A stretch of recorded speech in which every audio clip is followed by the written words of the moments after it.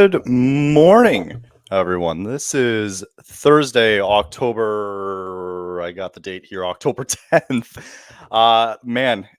This is episode number 6, believe it or not, of Flames Cast, Calgary Flames podcast. Myself, Kyle, normally alongside Neil. He just had some errands to run today, and that's all good. I can totally do this, me, myself, and I today. Wow, what a crazy night last night. Certainly something that we didn't expect right out of the gate from this team early on this year. But sometimes we get really blessed with these type of games, and yeah, I'm sure it wasn't on a lot of people's bingo card, but we had everything and a little bit extra last night. As yeah, let's just dive right into it. The Flames had their season opener last night in Vancouver, taking on the Canucks. And again, it had everything and a little bit more as the Flames came out struggling. Then it got a little boring. And then all hell broke loose, third period and onward. As the Flames took it 6-5 last night in overtime. Couple of key notes here, real quick, that we'll kind of cover today. We'll talk a little bit about Daniel Vladar, what we thought of his night overall. Anthony Mantha recording his little Gordie Howe hat trick that he had. The overall comeback of itself. Zari potting the game winner. We'll talk about Rooney's hit as well. But yeah, just a crazy start, and that one that we kind of weren't hoping for. And then all of a sudden we got whatever the hell that was at the end. So let's get right into it. Let's kind of break down what happened last night. So overall, start of the game, I mean, Vancouver just came out flying right away. Some silly penalties early on by the Flames, I think, cost them, which led to Vancouver getting up very early in this game. Daniel Sprong getting on the board, Boeser working hard in front of the net. With Connor Garland, Boeser doing it again a little bit later on. He's a guy that's going to be very difficult to stop, especially if he's a guy who's just, standing very strongly in front of the net and not really having some presence around him. I mean, you got to have somebody to try to get him out of the crease. But man, Brock Boeser was just an absolute beast last night. As the Flames really just got into penalty troubles a little bit. Didn't really help Daniel Vladar last night. You could make the argument that when you look back on the third goal that was scored by Connor Garland last night with Vladar's mask flying off, and then all of a sudden Garland goes in and he pots one in right afterwards. You could make the argument that, the refs did get a look at it, and, you kind of hope that with his mask flying off, the whistle should have been blown right there and then. But, unfortunately, it wasn't the case. And then it could kind of put the Flames in a hole a little bit early, all the way until really Anthony Mantha kind of came in. He comes right out of the box after he had a little bit of a roughing penalty, from my understanding. Goes out, takes it, goes right back the other way on a breakaway, and manages to go 5-hole on Sheloff. So, yeah, I mean, it was good for Mantha. It was something that the Flames really needed, especially. Didn't really help that, all of a sudden, a couple minutes later, it's Brock Boeser making it 4-1, and it's a tough look going into this dressing room.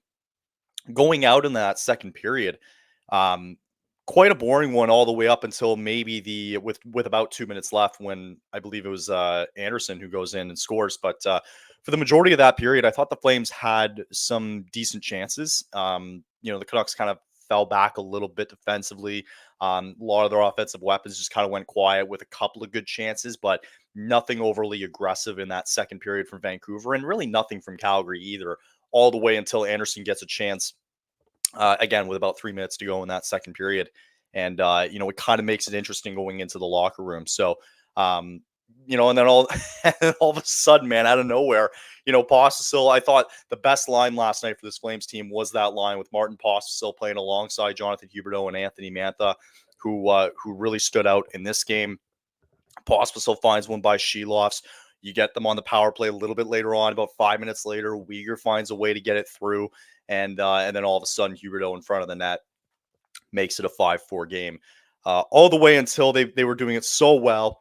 Block shot by Quinn Hughes goes back the other way, and unfortunately, it was a great shot by JT Miller. You got to give him a lot of credit.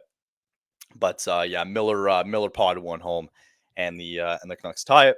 Managed to squeak out a point, but the Flames get the extras. Connor Zary Honestly, it was a really smart decision. He kind of talked about it a little bit after post game, where he noticed that I believe it was Pospisil who was coming down on the right hand side, speeding down really fast. Somebody's got to cover him, and all of a sudden Connor Zari goes around and makes a beautiful move to end the game. So really, it was just such a crazy, crazy game last night that nobody was expecting.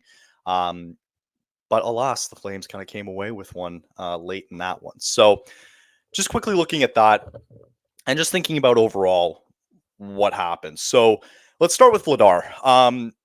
I thought he was kind of hung out to dry a little bit throughout that game, especially in the beginning. I think, first game, you can't blame him a little bit. I think he was just getting screened on his end. You go to the third goal, his mask was off. He tried to stretch over a little bit as much as he could to try to stop it from Garland from potting it in, but, that just wasn't the case. And, I don't know how much blame you want to put him on that one there, but yeah, it was a little shaky for Vladar, but really after that first period, all the way up until Miller's goal with 2 minutes left, which again was a perfect shot. He played solid. I thought he was good last night for the most part. Um, I just think with the amount of penalties that they were taking there in that first period, it really hurt the Flames for the most part, which ultimately led to a lot of the goals that happened in that first. So overall, I thought Daniel Vladar was fine last night. I didn't really think that you can really look at him and say he's the reason why we went all the way to overtime. He's the reason why 5 goals are scored on him. I thought the defensive structure in front of him just was not there last night. Couple of guys I was a little disappointed in. I would have liked to see Kevin Ball be a little bit more aggressive in front of Vladar and not let guys like Brock Besser kind of make their mark in front of the net. Which led to him scoring 2 goals basically in the exact same spot. So, and both of them you can look at. I think Kevin Ball was on there for at least one of them, but again, I was a little disappointed with his performance last night. We'll see if he can pick that up going forward. But again, like I thought with Vladar last night, he did what he could under the difficult circumstances where you know the team's taking stupid penalties, and all of a sudden, Vancouver's just buzzing on the power play early on. But he did shut the door very well later on as the game went on. So it was good for him for to have that kind of bounce back. And then moving forward a little bit into the first intermission, you wonder what was said in that dressing room. More or less with Ryan Huska, I think he goes in and says, "Guys, nothing we can do about this. We just got to move on. We got to scrap it and move on." And there was a good message that was sent because from the second period onward, the Flames were just clearly the better team, and the Canucks just decided that they thought it was enough, and that just wasn't the case. And I thought Huska probably delivered a really great message, and I thought the guys really rallied around each other from that. Again, from whatever was said, and it worked. So and as well too in that first period, um, pretty tough to see Rooney go down early on too, where Miller puts a clean hit on him, head smashes off against the boards. He's down a little, frazzled a little bit, and luckily he was able to get up and get off the ice on his own power.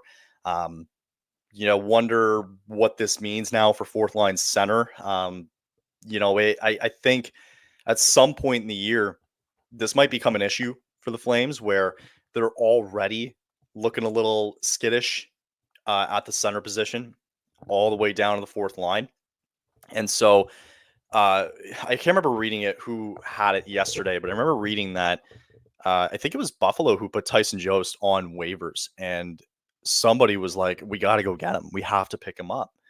Um, Maybe that happens later on in the year, but I just think that with Rooney getting that injury early on, it now really impacts this team down the middle going forward, right? We don't know how long he's going to be out for. And you can always call Sam Morton up, fair enough. Or you can maybe switch along the lines a little bit and say, okay, well, Pospisil's now going to have to go down to that fourth line. Maybe Coronado's going to have to find his way into this lineup because of that injury. And again, we'll kind of wait for further info about how long Rooney's out for. But yeah, you hope it's not for long. But yeah, just it is the way it is. Sometimes it was a clean hit, and just it was a little scary to watch that last night. But hopefully he's okay, and he can get back on the ice as soon as possible. I thought Mantha was overall, probably the best Flame last night. You know, he gets the Gordie Howe hat trick. He goes in, stands up for his guys that were clearly hurting. With Rooney getting hurt and the early scrums that were happening, he throws the mitts down with JT Miller. And yeah, I loved what I saw from Mantha last night. He really seemed engaged. He really seemed like he wants to prove himself this year. Made a great move on that breakaway, and just he was a guy I think that every time he stepped on the ice last night, it was probably one of the first names that the broadcasters said. You know, he was just all over the puck last night. I thought he played spectacular, and you know, we're kind of hoping for more of that this year as he tries to revitalize his career. But you know, great Gordie Howe hat trick for him, and I think it was I think Miller as well too got a Gordie Howe as well. So pretty rare that you see that happen. Yeah, and then you kind of fast forward a little bit, briefly mention what happened there in the third period. They finally get through on the power play. They've already 0 for 2 up to I think it was Mackenzie Weegar who goes to score the fourth goal on the power play. So glad to see that he broke through. And yeah, I mean, as well too with them scoring that tying goal near the end of the third. It's a really good shot by Miller. There's really nothing you can do about it. It was in the perfect spot, exactly where he needed to put it in order for it to work. Because if it doesn't, hits the boards, goes around the other way, and that might be game. And also credit to Quinn Hughes as well too for blocking the shot. I forget who it was on though, but for him blocking the shot in the empty net, turning that around, and finding it to JT. And then yeah, with overtime, man, just watching the first few minutes of it. As soon as Calgary had possession, it they really dictated that overtime. They made sure that we're going to get a really good chance on goal here to make some sort of play here to happen, right? And yeah, I thought Zari did a really great job of that last night with reading the play, understanding that Pospisil is coming down the middle. Somebody's got to cover him, and all of a sudden he's just playing one-on-one with Roenick, and he was able to beat him on the outside and beautifully cut back in on Sheloffs to finish that off. So crazy shit that happened last night. It was an unbelievable game. Little worrisome going forward though. With again, I mentioned the center depth a little bit. We'll see how long Rooney's out for. Defensively, you know, it's tough when it comes out of the gate. When they come out of the gate like that, I did like how they were playing though as the second and third period go on. You know, I thought defensively they kind of finally showed up a little bit, but you know, it's kind of fixing the fundamentals going into Saturday's home game against Philly, where you have to stop taking these stupid penalties. Miller's baiting this entire team last night into taking those dumb penalties, the roughings, the high stickings, all that sort of stuff. They were baited into a lot of those penalties last night, which is something you have to clean up because, you know, if you're this Flames team and you know you don't have the offensive power as to some of the other teams in the league, you're going to have to sit back a little bit and really have a good structured defensive system, which did show its true colors a little bit going into the latter half of that game. Obviously, it didn't show early on, and that's something that they have to clean up. But that's the one side to look at it. The other side of the coin is they really stuck together. And I thought Zari's mentioned it really well last night. And even Anthony Mantha was saying it too, where, you know, the guys just really believe in each other and they really believe they think they have a good team this year to do something. And we'll just see what happens. It's going to be one of those things we're going to go along for the ride, right? And whatever happens may happen. And listen, it was just exciting to watch last night, though. And even saying it throughout as I was live streaming as well, I didn't care if they lost last night. I was just proud of the effort that they were able to get back into the game. Even as they tied it up, like I wasn't really that disappointed because when they go to overtime, I go, man, the fact that we got a point out of this at least is crazy in itself. So yeah, it was certainly a night that we're not going to forget for quite a while. I think we're gonna have to hang on to this one for as long as we can. But regardless, Flames get a massive win last night to open up the season. For those of you who weren't on the stream last night on the THPN YouTube platform, one last thing I wanted to bring up before we kind of move on, and I mentioned it on the live at the very beginning of the game, and I thought this was a crazy, crazy stat. So it has been, let me pull it up here. It's been since 1986. The Flames haven't won a season opening road game And the last time, again, they did it was in 86 versus Boston. They won 5-3. Since then, they went 0, 12, 2, and 2 ties. So no wins, 12 losses, 2 OT losses, and 2 ties, because back in the day, ties, right?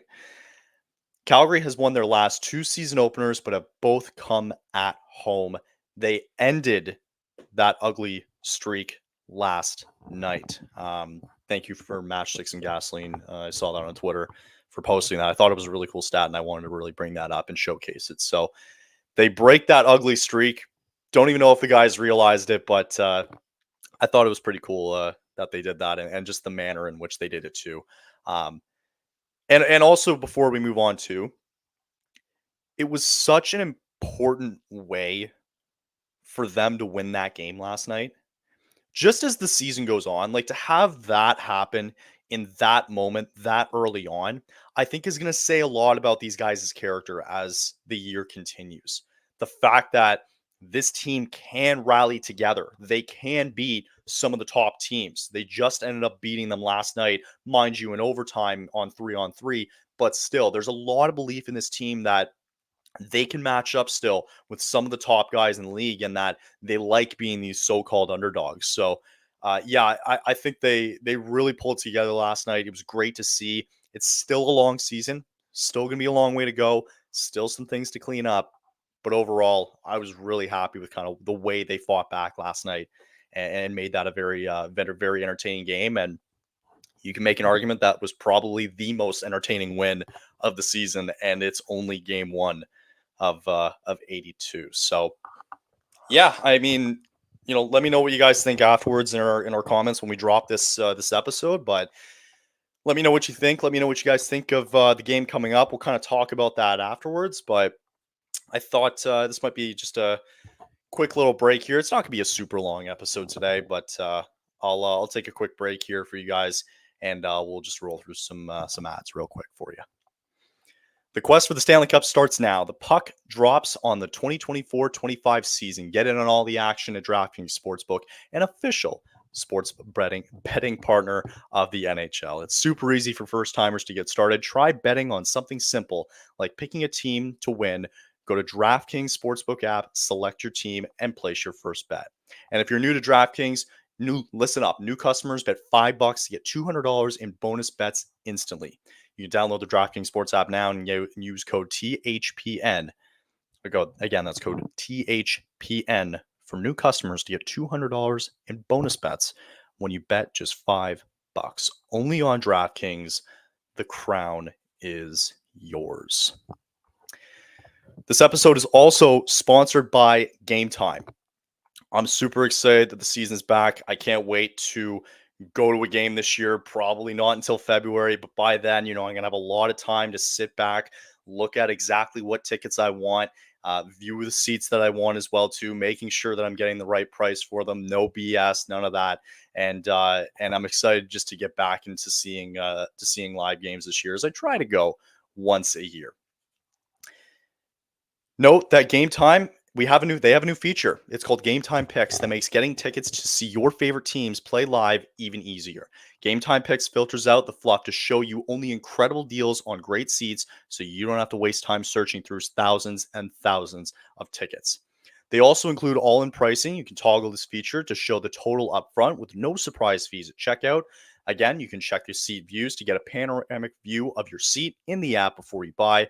And you get also the lowest price guarantee, or Game Time will credit you with 110% of the difference, as well as their all-in ticket coverage. Your purchase is covered with the most flexible customer service policy in the ticketing industry. Take the guesswork of buying tickets. Go with Game Time Picks. Download the Game Time app, create an account, and use code THPN for $20 off your first purchase. Terms apply. And again, create an account, redeem code THPN for $20 off. Download Game Time today. What time is it? It's game time. Alrighty. Yeah, so we got a couple of days off before Saturday. We are going to be having our home opener. I say we like it's like it's us, the team. Flames will be home Saturday at home against the Philadelphia Flyers. Yeah, it should be interesting to see how they do at home. I like watching this team a little bit better at home anyway. I think you can make the case for everybody else in the league that you just feed off the energy a little bit more. And yeah, it should be an exciting home opener. Curious to see if they'll do anything with the Johnny Gaudreau coverage. Maybe at the beginning they'll probably do a moment of silence. I imagine for something like that you won't really see it until they play the Blue Jackets later on in the season, but that's for a later time. um, yeah, I think if you just look at goaltending, Dustin Wolf's probably going to get the nod early on in that. Excuse me, he's going to get the start in that game against the Flyers. I'm running on 5 hours of sleep, guys. It was a late night last night. Yeah, so Dustin Wolf will get the start, I imagine, on Saturday. They flip over to Sunday and play the Oilers. I believe, if I'm not mistaken, I think they're at home for that one too. Regardless, if they have to be at home or travel up the road, they'll be in Edmonton on Sunday. As I'm scrolling quickly through here. Okay, yeah, they are in Edmonton on Sunday. Which, by the way, they got their what's kicked last night by the Jets. So pretty impressive performance by Winnipeg. But yeah, back to Saturday. I think it's a bit of a different unit with Philadelphia coming in, simply because I think this is a team that they showcased their colors a little bit last season. They showed what they can do. We'll see if this Mitchkov kid from Philly, all of a sudden breaks out in this league. He's going to be a threat. I find that they have really good depth with that team. And also, too, one of the better defensemen as well, Cam York, Travis Sanheim, a good duo there. We'll see what happens with goaltending this year for the Flyers, if Samuel Ersson will get the start on Saturday. But this Tortorella-driven team is going to fight tooth and nail, and the Flames better be ready for a similar type of matchup. Maybe not as fast paced, but the physicality is going to be there on Saturday, which is what they really need to get ready for against this Philly team. So don't have too much to dive into with that. But yeah, you hope that you hope that the physicality you can try to match it at least on Saturday. And again, I think Wolf will get the start. We'll see the changes that are going to be made. We'll see what they say with Kevin Rooney and how long he's going to be out for an injury. We'll see what they say. I don't know if he went into concussion protocol last night. They didn't really disclose what it was, unless I'm a little late on it, and in which case they probably already have. Yeah, so not going to be a super long episode today. Again, no Neil, but it's all good. Yeah, just kind of wanted to give a quick rundown of the game last night, looking ahead to Saturday a little bit. And then for us Canadians, we got a long, thank God, weekend coming up. Long weekend. Absolutely needed. I can't wait. It's supposed to be a good one. We got some ribs coming in on Saturday, so try to celebrate that a little bit and have some good ribs, have some good beers, and we'll try and see if we can catch the game on Saturday. But yeah, I don't really have much else for you guys today. It was going to be a shorter episode, but just wanted to give my quick thoughts and recap onto the game last night, and again, just what's going forward. So I'll stop rambling. Yeah, I got nothing else. I'm running on a couple hours of sleep. Still got lots of work to do here at THPN. And by the way, too, last thing before I go, thank you so much to everybody who came out last night and joined the live stream for the game. We had a crap load of people tune in for the game last night. And everybody was super nice, very interactive, and I can't wait to do more of those this year with a lot of Flames games. I'm going to be trying to do one at least once a week, and we'll see if we can get Neil on some and whoever else wants to join the party as well. But again, I was just really grateful that we had a lot of people on last night. Everybody seeming like they had a fun time, and that's the goal of it at the end of the day, is just to give everybody a space in the community to kind of chat and join along to the fun and whatever this Flames team might throw at us this year. So expect the unexpected. Didn't have it on our bingo card last night, but the Calgary Flames got a massive win over Vancouver. All right, I need to go take a nap soon and get some work done, but that's going to be it for me today, guys. We'll have more reaction for you guys as the weekend transpires. We'll have this all ready for you again on Monday coming up. We'll make sure we'll have a new episode up for you. And we'll make sure Neil is back for our brand new episode on Monday. This was episode number 6, guys. Just getting started with this kind of journey. And what a way to start it. That's for sure. Flames again win at 6-5 over the Canucks last night. They are at home to Philadelphia this Saturday. To our Canadian viewers, have a great Thanksgiving long weekend. Enjoy it. Have some beers for me. Don't burn the turkey. And just relax. We will see you all again on Monday. Have a great weekend, everybody. We'll see you later.